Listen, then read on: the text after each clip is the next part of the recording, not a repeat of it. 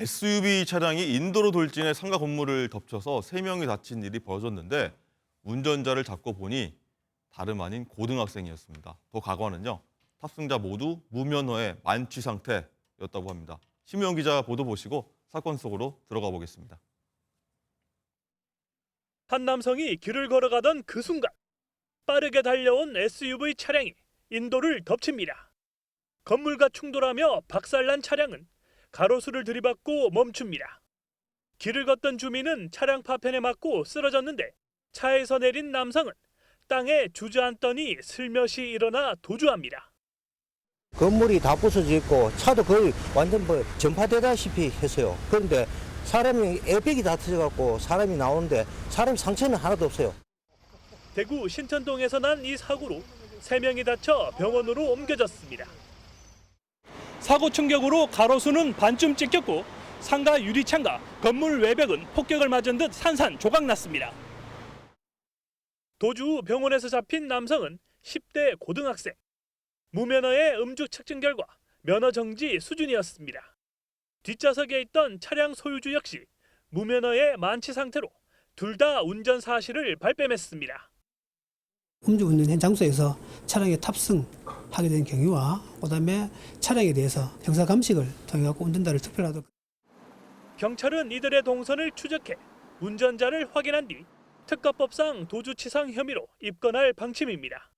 MBN 뉴스 심우영입니다.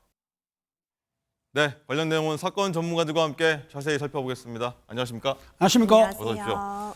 자, 김은배 팀장님, 좀 전에 리포트 보셨을 텐데 이 제정신인 건지 모르겠는 이 10대 운전자들 2명이 서로 내가 운전 안 했다고 한답니다.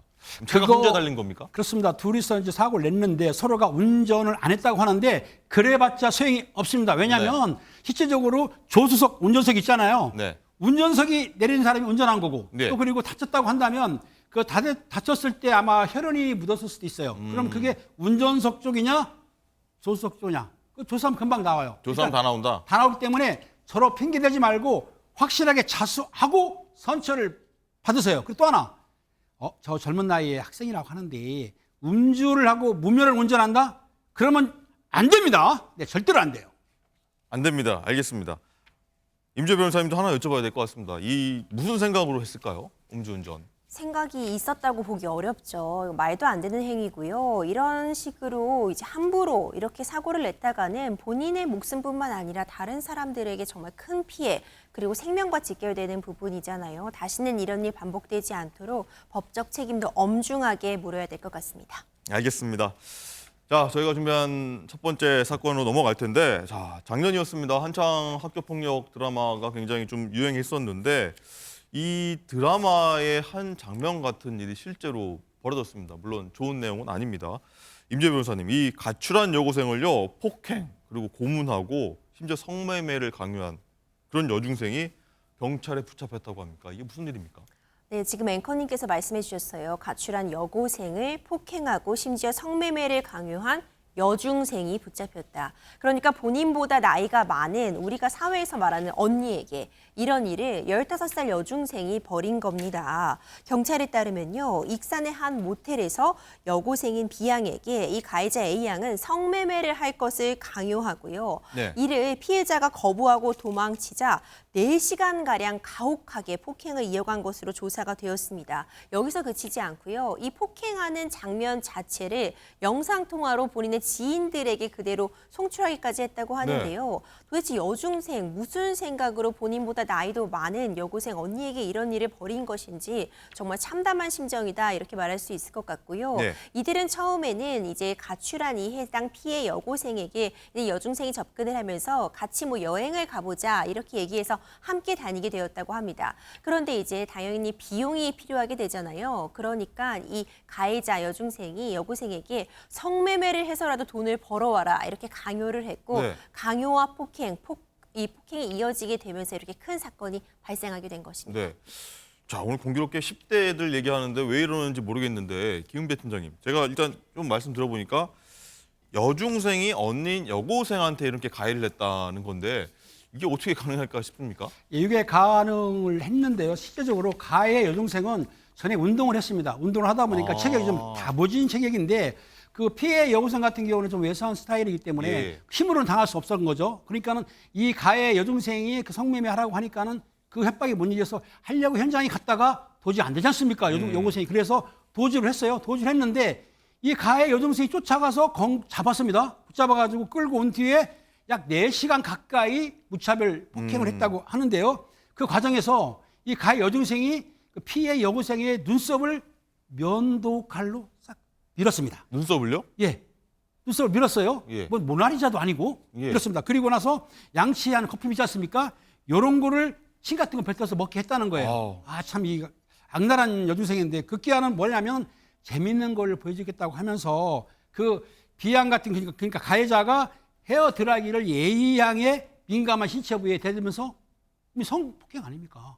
뜨겁게 막 성고문 헤어 드라이기로요. 그렇죠. 뜨겁게 해가지고 성고문도 했다 그러고요. 또 그리고 이 가해 여중생이 자기 남자친구한테 전화를 걸었습니다. 걸어서 예. 재밌는 걸 보여주겠다 하면서 동영상을 찍기 시작한 거예요. 아. 그래가지고 옷 벗겨놓고 폭행하는 거 이런 거를 동영상을 찍어 보내니까 받은 사람이 황당했었겠죠. 그래서 그거를 자기의 남자친구한테 보냈을 뿐만 아니라 그 피해자의 남자친구한테도 보냈다는 거예요. 아마 이 가해 여중생은 좀 공유하려고 했던 것 같아요. 여러 사람한테. 그러니까는 그걸 보고 그 남자친구의 그 피해자의 남자친구가 가족에게 연락을 했던 거예요. 예. 그러니까 가족이 볼 때는 깜짝 놀랐죠. 경찰에 신고를 했습니다. 경찰이 출동해가지고 수사를 시작됐고 가해 여중생이 도망을 갔지만은 아마 그 세차장에서 체포가 됐는데 긴급 체포를 했습니다. 당시에 미란다 원칙을 고지하고 긴급 체포를 했고요. 당시에 이제 그 피해자 가족들도 갔었는데 네.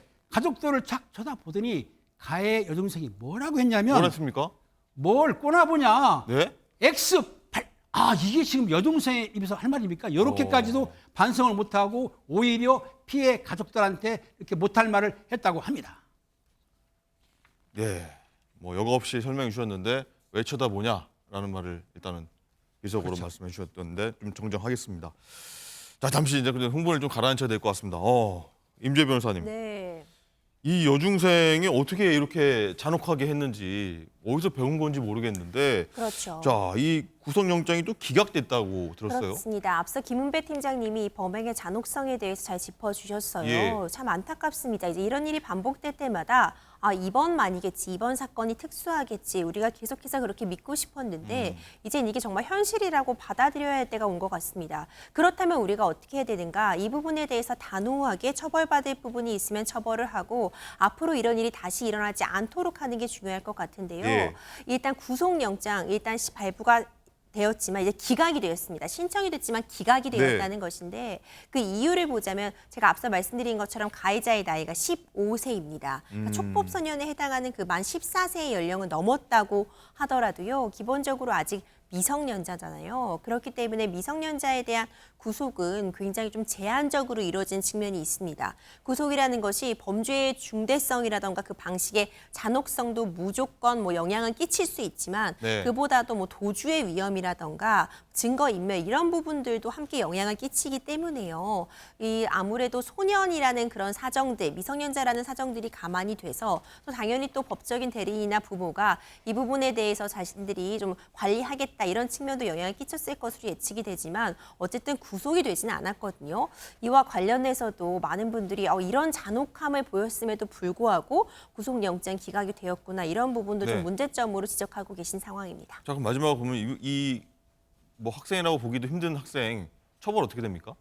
그렇죠. 이제 사실 이 처벌이라고 한다면요. 폭행이라던가 지금 잔혹한 수법들이 있잖아요. 이 부분에 따라서 폭행, 상해 경우에 따라서는 지금 협박, 강요 이런 부분들이 한꺼번에 지금 고민이 될 수 있는 부분인 것 같은데 사실 이런 처벌 수위를 결정함에 있어서 반성의 여부도 굉장히 중요하거든요. 그런데 구속영장이 이제 기각된 직후에 SNS에 본인이 친구와 함께 지금 찍은 그런 사진을 올렸다 이런 얘기도 전해지고 있어요.